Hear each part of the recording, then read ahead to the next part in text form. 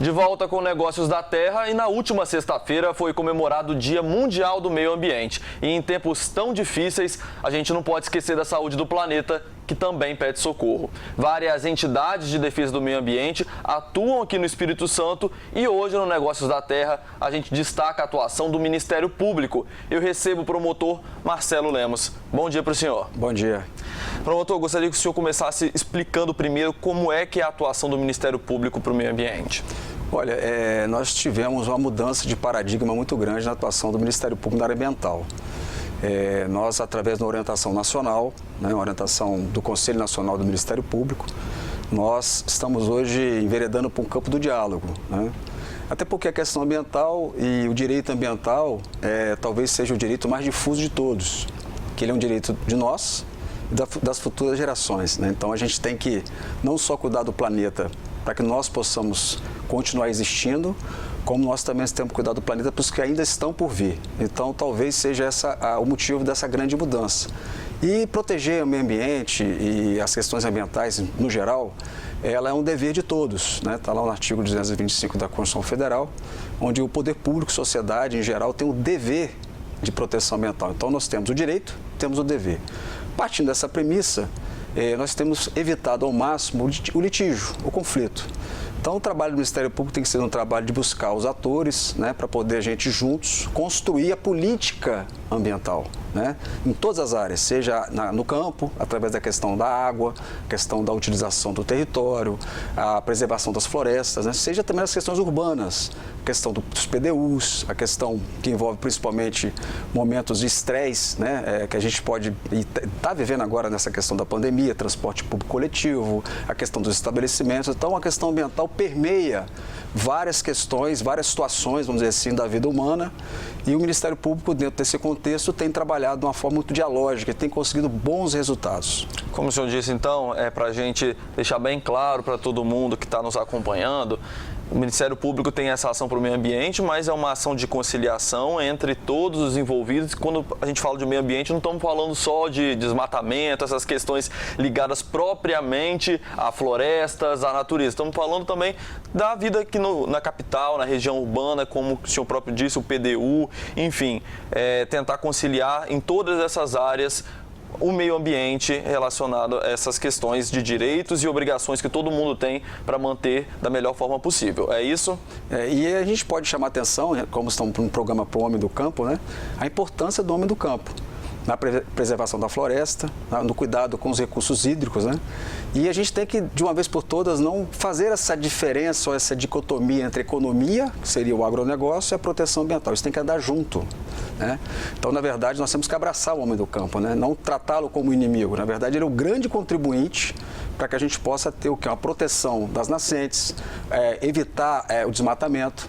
E a gente tem observado a questão, por exemplo, das mudanças climáticas, que são ligadas diretamente à preservação da floresta, por uma questão simples, da questão da captura do CO2.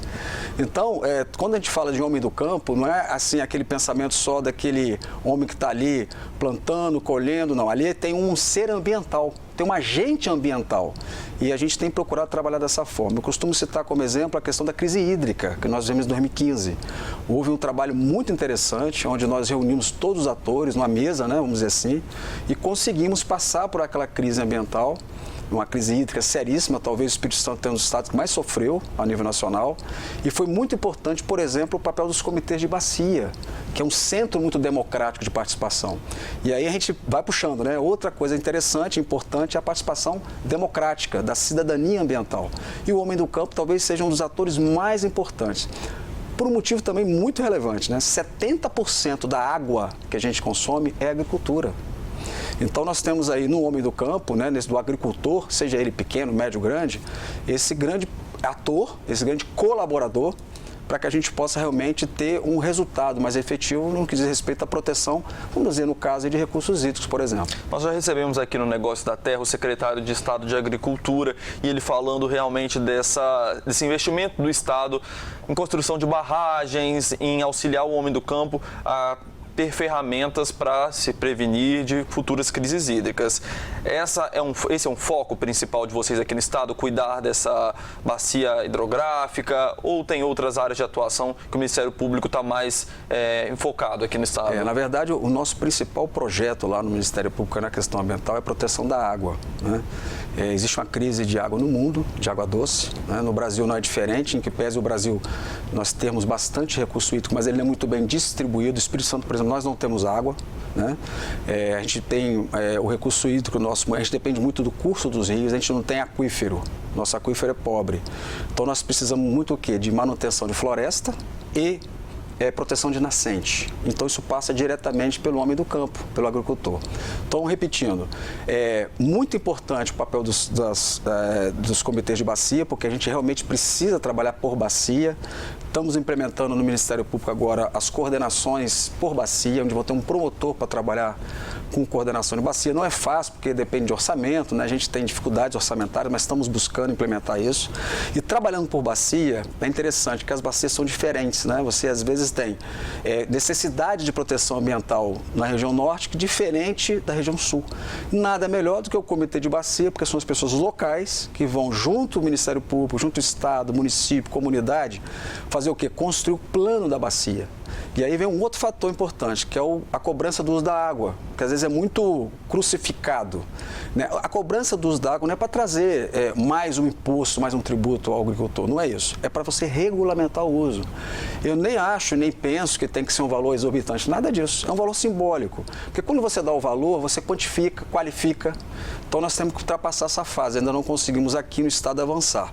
E uma outra questão importante é o pagamento pelo serviço ambiental. Quando você exige do proprietário rural que ele tenha proteção de APP, proteção de reserva legal, proteção de mata ciliar, isso tem um custo para ele. Então nós temos que pagar por esse custo. É mais ou menos o problema do Brasil com o resto do mundo. Como a gente tem muita floresta, e em tese teríamos crédito de carbono, porque a gente emite menos e conserva mais, a gente deveria receber dos outros países valores substanciais para manter essas florestas. E aí vem essa contradição, né, que hoje a gente está vivendo um momento, infelizmente, um momento de desmatamento um pouco avançado, eu diria desregrado, ali de alguns biomas, e nós estamos talvez perdendo os ovos de ouro, né?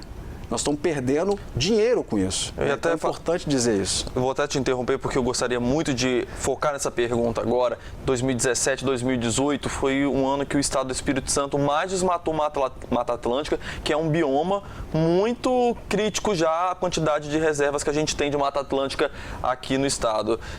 O que a gente falta para mudar essa realidade de desmatamento, conseguir preservar, como o senhor disse, para até manter os nossos recursos hídricos com saldo positivo? Como eu repetindo, nos últimos anos, e assim, evitar a questão política, né, porque não cabe ao Ministério Público, mas nós tivemos uma perda de consciência do que vinha sendo construído no Brasil a nível de proteção florestal, né? Então, esse discurso de que de roubar a floresta você gera progresso e economia, isso aí é uma contradição, e eu diria que é uma afirmação falsa. Por quê? Porque já é provado no mundo que você preservar a floresta e trabalhar de forma sustentável gera muito mais riquezas do que o desmatamento. Até pelo que eu te falei, a gente perde crédito. Então, veja bem, no Espírito Santo, até então, a gente tinha uma posição muito positiva. Nós éramos um pouco dos estados no Brasil, até porque o nosso único bioma é Mata Atlântica, nós éramos um dos poucos estados que estávamos empatando e virando o jogo, ou seja, a gente estava protegendo mais do que desmatando.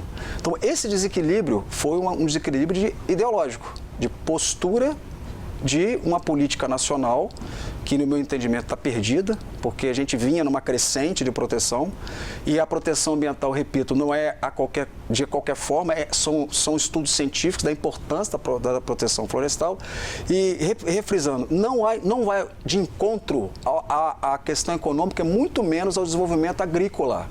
Então, uma boa parte da agricultura, do agronegócio, já está muito preocupado com esse desmatamento. Por quê? Porque ele precisa da água, ele precisa da chuva, e isso causa, e aí que é o pano de fundo disso tudo, as mudanças climáticas.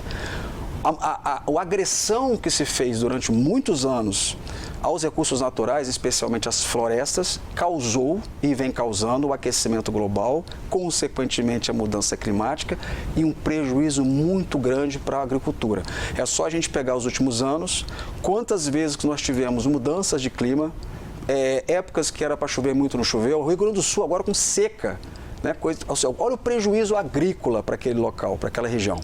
Então, o próprio setor da agricultura, né, do grande agronegócio, que tem lá as pessoas que estudam a questão ambiental, elas estão preocupadas com esse desmatamento, porque vai de encontro a que o mundo, a ciência, não é o achismo, a ciência vem comprovando da necessidade de manutenção da floresta para você manter o quê? A constância, a manutenção do clima, para que você tenha segurança, inclusive na hora de fazer os investimentos do agronegócio. Tem também uma relação ali com a exportação, né? Muitos países cobram dos exportadores medidas de proteção ambiental sustentáveis de produção. Estamos começando a perder já algumas exportações, porque alguns países, né, algumas empresas que compram nossos produtos estão glosando em virtude dessa inversão aí ideológica ou, sei lá, ou política, né, que a gente tem adotado nos últimos anos a nível federal.